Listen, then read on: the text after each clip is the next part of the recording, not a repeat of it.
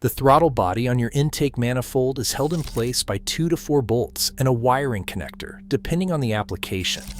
It has been that way since the 1980s. Cleaning it takes 20 minutes and a can of throttle body cleaner. In 2005, a shop charged you $50.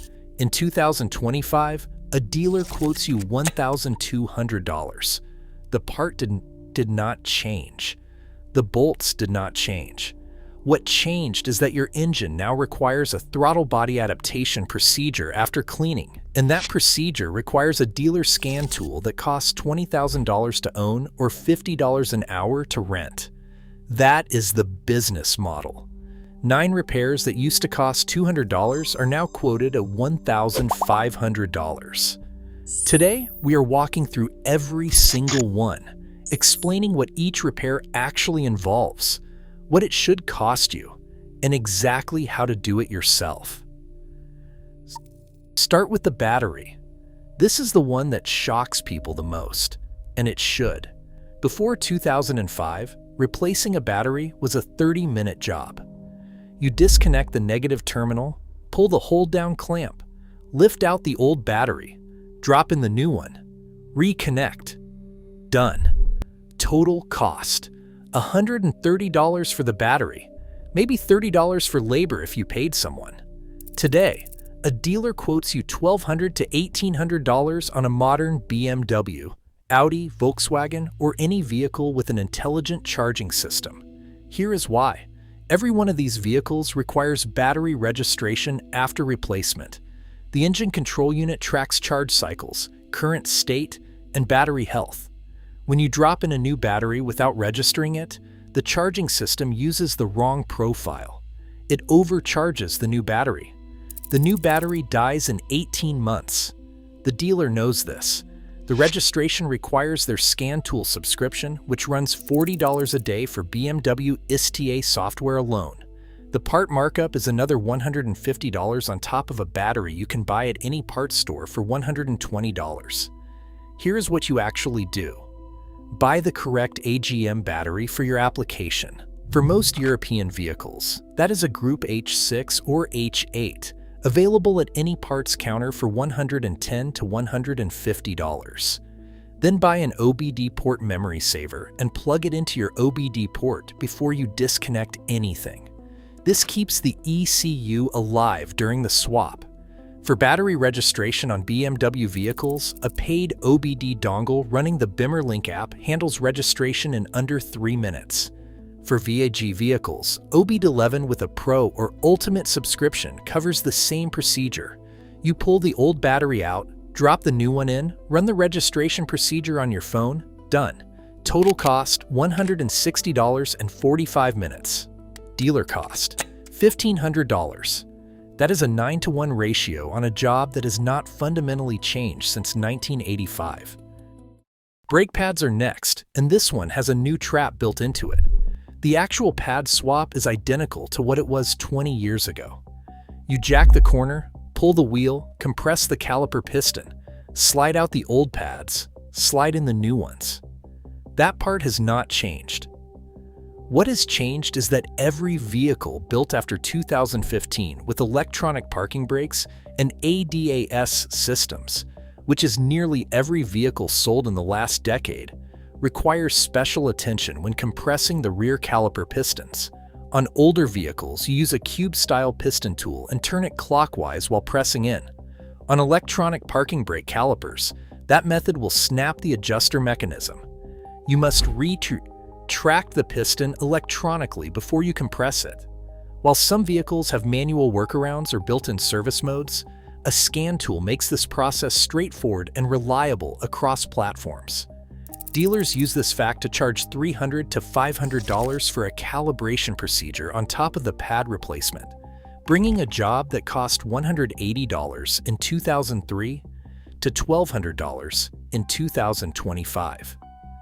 Buy a Launch CRP129E or a Foxwell NT630 Plus. The Foxwell NT630 Plus runs around $120, and the Launch CRP129E around $150 to $170. Both have the electronic parking brake retract function for a wide range of platforms. You plug it in, navigate to the electronic parking brake service menu, retract the piston, do your pad swap, run the electronic parking brake reset, done. The scanner pays for itself on the first brake job. After that, every brake job is $40 in pads and your time. The dealer wants $1,200. You spend $220. That gap funds 3 more repairs. Spark plugs used to be the most basic tune-up item on the list. On a 1995 V8 truck, you had 8 plugs sitting on top of the engine with 6 inches of clearance on every side. A $150 job. On a modern turbocharged 4-cylinder with direct injection, your EcoBoost, your 2-liter Volkswagen TSI, your turbocharged Subaru FA series. The plugs are buried under a plastic engine cover, a coil pack bracket, and in some cases, a charge pipe or intercooler pipe. Some require a flex head ratchet and a 6-inch extension at a precise angle to avoid cracking the ceramic insulator on extraction. Dealers use this access difficulty to bill 2 to 4 hours of labor at their $180 hourly rate, then add iridium plug markup on top, reaching $1,000 to $1,400. Here's the truth about the job. Get the factory plug spec from your owner's manual. For most turbocharged engines, that is a fine wire iridium plug, NGK laser iridium or Denso iridium power, set to factory gap. Do not re-gap iridium plugs. Buy a 6-inch wobble extension, a torque wrench set to the factory spec, which is almost always between 15 and 22 foot-pounds, and a can of anti-seize if your factory documentation calls for it. Pull the coils out one at a time. Use a magnetic socket to pull each plug. Inspect the tip. Thread in the new one by hand first to avoid cross-threading. Torque to spec. Reinstall the coil. On a 4-cylinder, this takes 90 minutes. On a 6-cylinder, 2 hours. On a V8 with good access, an afternoon. You spend $60 to $80 in plugs. The dealer wants $1,000. That is a 12-to-1 ratio. The alternator job reveals how aggressively the diagnostic layer has been weaponized. The alternator itself, a brushed unit with an integrated voltage regulator, is the same basic device it has always been. On pre-2010 vehicles, you unbolt it, swap it, done. On anything built after 2012 with a smart charging system, the ECU manages alternator output dynamically based on electrical load. When you install a new alternator without a coding procedure, the ECU does not recognize the new unit's resistance profile. It either overworks it or undercharges the battery.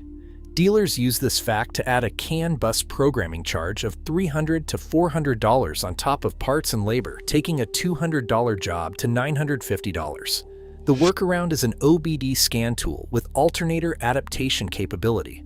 The same Foxwell or launch unit you bought for the brake job that covers this on most platforms. For vehicles that require deeper coding, the Autel Maxi SYS MS906 Pro runs about $900 new, but covers every procedure on this list and a dozen more. If you do any volume of work on modern vehicles, it pays for itself within 2 jobs.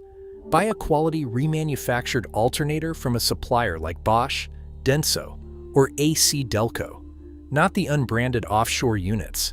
Figure $200 to $250 for the part, 90 minutes of your time, and a 10-minute coding procedure. Total $230 versus $950 at the dealer. The AC compressor clutch is where the environmental compliance layer is used as a billing weapon. The clutch itself, the electromagnetic coil and friction disc that engages the compressor, costs about $80. On older systems with externally serviceable clutches, you pull a snap ring, pull the clutch disc, test the coil, and replace the worn component. In 2005, that was a $150 job. Today, sealed variable displacement compressors on R2234YF systems require a full system evacuation before you touch the compressor. That is legally mandated. You cannot vent refrigerant to the atmosphere. The evacuation and recharge machine for R234YF systems costs between $3,000 and $6,000 for professional shop equipment. Most independent shops do not own one for the newer refrigerant. Dealers do, and they charge accordingly. Full AC jobs now run $1,400 to $2,000. Here's the legitimate DIY path. If you have access to an EPA 609 certified shop or an independent mechanic who owns recovery equipment, have them evacuate the system, then do the mechanical repair yourself, clutch swap, leak test, and reassembly, and have them recharge it. Split the job. You pay for refrigerant handling, not dealer labor rates. The refrigerant handling portion runs $150 to $200 at an independent shop. You do the mechanical work. Total cost on a clutch job, $280 versus $1,500 at a dealer. The oxygen sensor job is one of the most straightforward swaps in existence, which makes its current dealer pricing almost insulting. The sensor threads into the bung on your exhaust pipe or manifold. You unplug the connector, use an oxygen sensor socket, a standard tool with a slot for the wire, break it loose, thread in the new one, and reconnect the connector. The sensor itself runs $40 to $80 for a quality Bosch or Denso unit on most applications. In 2005, total cost was $100 at any shop. Today, dealers quote $800 to $1,200 because they add a bidirectional scan to reset fuel trim adaptations after installation. Here is what that scan actually does. It clears the learned fuel correction values, so the engine control unit, ECU, builds new ones with the accurate sensor data. Your scan tool does this in 30 seconds through the ECU Live Data menu. Clear the long-term and short-term fuel trim adaptations, run the engine through a drive cycle. Done. If your check engine light returns after the sensor swap, the scan tool will tell you exactly what the secondary problem is. The oxygen sensor itself is not the problem 90% of the time when it codes. It is reporting something upstream. Diagnose first. Replace the sensor second. Do not let a dealer swap a sensor, charge $800, and leave the root cause untouched. The throttle body cleaning job is perhaps the most egregious item on this list, because the service itself often should not be done on modern direct injection engines at all.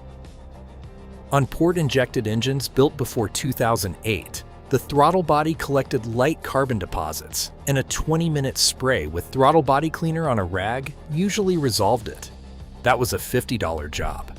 On modern direct injection engines, the throttle body rarely accumulates significant deposits because fuel is not flowing past it. The carbon problem on direct injection engines is on the intake valves behind the throttle body, where the cleaning spray never reaches. If a dealer quotes you $900 to $1,400 for throttle body cleaning on a direct injection engine, they are either misdiagnosing the problem or selling you a service that will not fix it. If you actually have a throttle body that needs attention on a port-injected engine, here's the procedure. Remove the intake hose from the throttle body inlet. With the ignition off, spray CRC throttle body and air intake cleaner onto a clean rag. Wipe the inside of the throttle body bore and the back of the throttle plate. Do not spray directly into the throttle body on drive-by-wire vehicles. The solvent can damage the throttle position sensor. After cleaning, perform a throttle body. Learn procedure. Turn the ignition on without starting the engine. Wait 30 seconds. Start the engine and let it idle for 10 minutes without touching the throttle. This resets the idle adaptation. Total cost, $8 for the cleaner can. Dealer cost, $1,200. The wheel speed sensor, your ABS sensor, sits at each corner of the vehicle, threaded or pressed into the hub, with a harness running up to the chassis. On vehicles built before 2010, the sensor could be unplugged and unbolted in 15 minutes. A $100 part, a $100 job. Today, the same mechanical procedure gets surrounded with a diagnostic layer. The ABS module must be bled of old fault codes. The new sensor must be verified through a live data scan, and on vehicles with ADAS systems, a calibration procedure is required to confirm the sensor is reading correctly within the safety system parameters. Dealers. Bill this at $1,000 to $1,500 total. The mechanical swap is still 15 minutes. The diagnostic portion, using your Foxweller launch scanner, is another 10 minutes of live data verification. Watch the sensor output increase linearly as you push the vehicle forward. Confirm it matches the other 3 corners, clear the code. That is the entire procedure. A quality sensor from a supplier like Standard Motor Products or Dorman runs $40 to $70. Your total investment is $80 in 30 minutes versus $1,000 at the dealer. The final repair is the one that has changed the least mechanically and the most in billing: the cooling system thermostat. The thermostat is a wax pellet valve that opens at a specific temperature to allow coolant to circulate. On most vehicles, it sits in a plastic or cast iron housing bolted to the engine block or head with 2 to 4 bolts. The procedure is simple. Drain the coolant, remove the housing, pull the old thermostat, clean the mating surface, install the new thermostat with a fresh gasket, reinstall the housing, refill with the correct coolant specification, bleed the air from the system, and done. Before 2005, it was a $150 job.